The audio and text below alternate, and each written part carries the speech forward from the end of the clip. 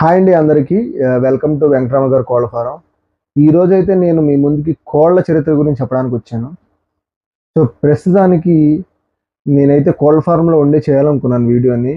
But అక్కడ ఉండే నాయిస్కి, డిస్టర్బెన్స్కి నేను క్లియర్గా మీకు మ్యాటర్ కన్వే చేయలేనని చెప్పి ఇట్లా రూమ్లోనే చేయడం అయితే జరిగింది.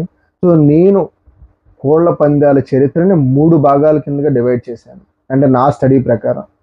ఫస్ట్ పార్ట్ వచ్చేసి ప్రపంచ దేశాల్లో ఈ కోడి పందాలు ఎలా స్టార్ట్ అయినాయి. సెకండ్ పార్ట్ వచ్చేసి ఈ పల్నాడు యుద్ధానికి ఆంధ్రప్రదేశ్లో ఉన్న కోడిపందాలు మొదలవడానికి గల రిలేషన్ ఏంటి. థర్డ్ పార్ట్ వచ్చేసి అసలు ఎలా స్టార్ట్ అయింది, ఈ కకుటు శాస్త్రం అనేది ఎక్కడి నుంచి వచ్చింది, దీనికి అనుగుణంగా మనం కోడిపందాలు అయితే ఎలా వేస్తాం. సో ఈ 3 పార్ట్స్ గురించి నేను ఎక్స్ప్లెయిన్ చేయాలనుకుంటున్నాను. ఎవరైతే మీలో సబ్స్క్రైబ్ అయితే చేయలేదో వాళ్ళందరూ సబ్స్క్రైబ్ చేసి లైక్ చేసి మీకు వీడియో నచ్చుతుందని నేను అనుకుంటున్నాను. సో మీ ఫ్రెండ్స్ అందరికీ షేర్ అయితే చేయండి. సో మనం ఫస్ట్ పాయింట్ చెప్పుకునే ముందు అంటే ప్రపంచ దేశాల్లో కోడి పందాలు ఎలా స్టార్ట్ అయినాయి.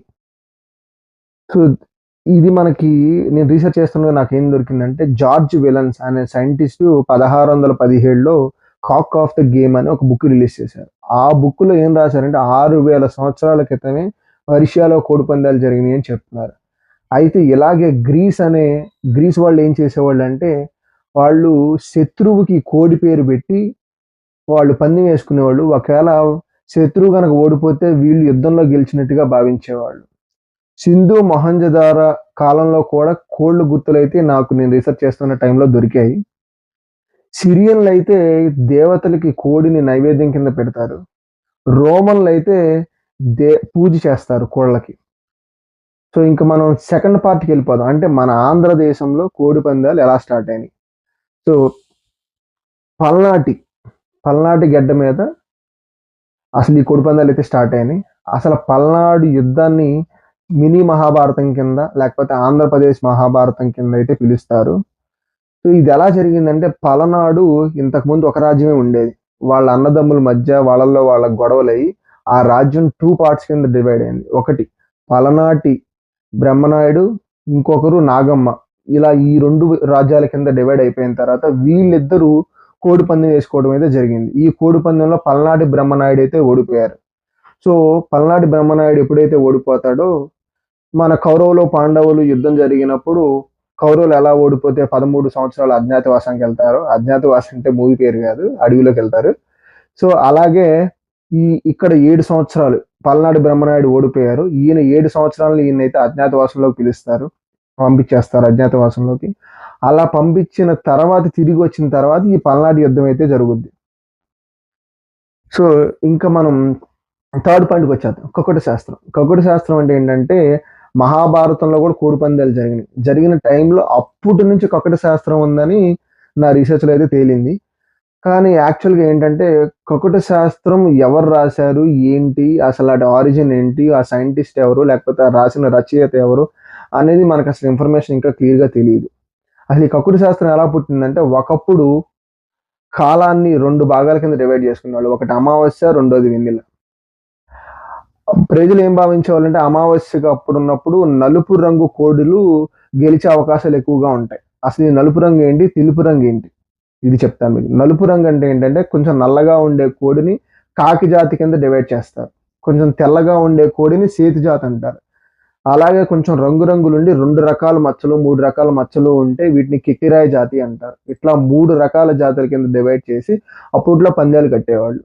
ఇలా అమావాస్య వెన్నెల గురించి ఎలా డివైడ్ చేశారంటే అమావాస్యలో చీకటి కాబట్టి నలుపులు పందెం కొడతాయని భావించేవాళ్ళు, వెన్నెల్లో తెలుపులు పందెం కొడతాయని భావించేవాళ్ళు. ఇలా కాలక్రమేణా రీసెర్చ్లు ఎక్స్పెరిమెంట్లు చేసుకుంటూ ఒక టైం ప్రకారం అయితే ఈ కోడి పందాలను జరపడం జరిగింది. ఒక రోజుని 5 జాముల కింద డివైడ్ చేసి కోడి పందాలు అయితే కట్టడం జరుగుతుంది. ప్రస్తుతం ఉన్న మనకు తెలిసిన విధంగా అయితే రోజుకి 5 భాగాల కింద డివైడ్ చేసుకొని కోడి పందాలు టైం టు టైం అయితే వేస్తున్నారు.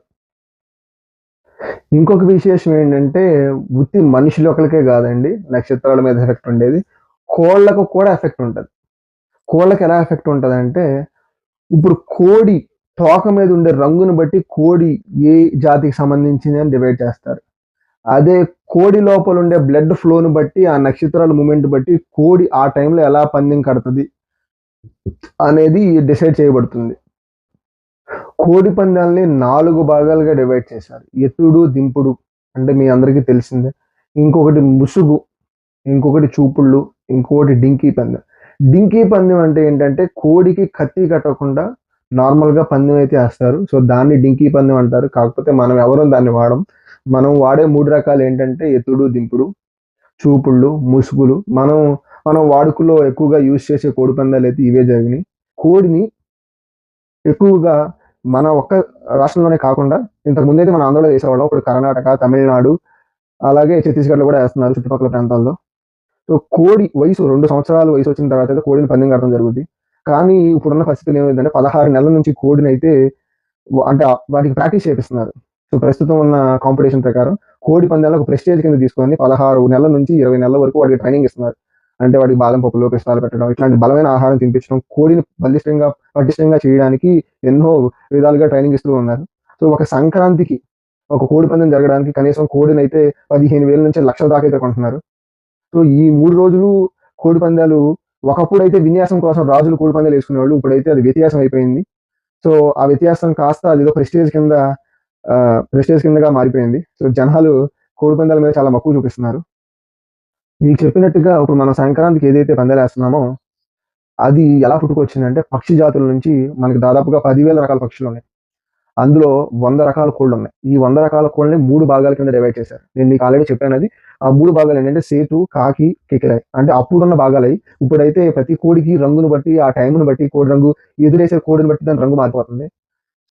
సో, ఒక కోడిని వినోదంగా జరిపే కోడి పందాలని ఇప్పుడైతే మనం ప్రెస్టేజ్ పరంగా తీసుకొచ్చేసాం. సో, మీ అందరికీ ఈ వీడియో నచ్చుద్దయితే నేను అనుకుంటున్నాను. సో, ఇలా ఈ చరిత్ర అక్కడ వినోదంగా మారింది. ఇక్కడ ఏదో ప్రెస్టేజ్ ఇష్యూగా మారిపోయింది. ఒకప్పుడు పందెం అలా, ఇప్పుడు ఇలా. సో, మీ అందరికీ నా వీడియో నచ్చినట్లయితే లైక్ చేసి, షేర్ చేయండి. ఇదంతా నేనైతే వికీపీడియా నుంచి డిఫరెంట్ రిసోర్సెస్ నుంచయితే రీసెర్చ్ చేయడం జరిగింది. ఎవరికైనా ఈ ఇన్ఫర్మేషన్ తప్పనిపిస్తే కింద కామెంట్‌లో పెట్టండి. నేను కూడా నేర్చుకుంటాను. సో, మీకేమైనా తెలిస్తే నాతో షేర్ చేయండి కింద కామెంట్ రూపంలో. Please share and subscribe. మీ అందరికీ నచ్చినట్లయితే నా ఛానల్‌ని సబ్స్క్రైబ్ చేసి మీ ఫ్రెండ్స్‌కి కూడా రిఫర్ చేయండి.